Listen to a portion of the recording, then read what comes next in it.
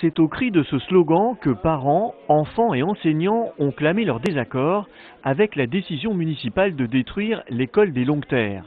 Ici, 180 enfants sont scolarisés et les manifestants sont persuadés que la mairie n'a pas envisagé toutes les solutions.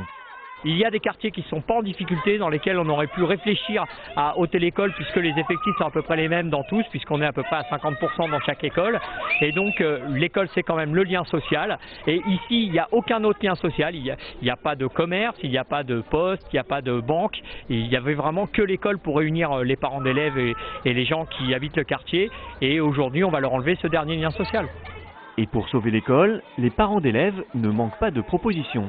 On pourrait, dans les locaux inoccupés à l'étage de l'école, monter une crèche, puisqu'on manque de place en crèche à Vauréal, ou créer un projet en association avec des maisons de retraite qui consisterait à faire venir les personnes âgées pour faire de la lecture aux enfants. Ça ferait de la compagnie aux personnes âgées. Les enfants, on leur dirait des histoires, ça leur ferait plaisir.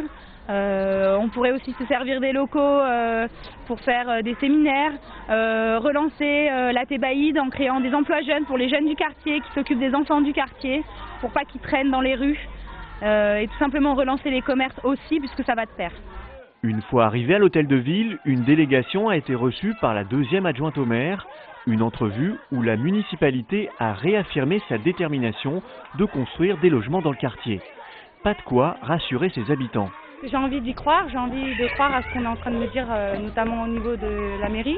Mais le quartier se sent sacrifié depuis plus de 10 ans et lui n'y croit plus du tout.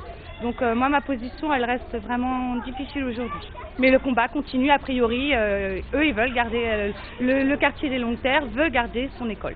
Déçus de l'entrevue, les manifestants ne vont pas baisser les bras. Selon eux, le combat ne fait que commencer.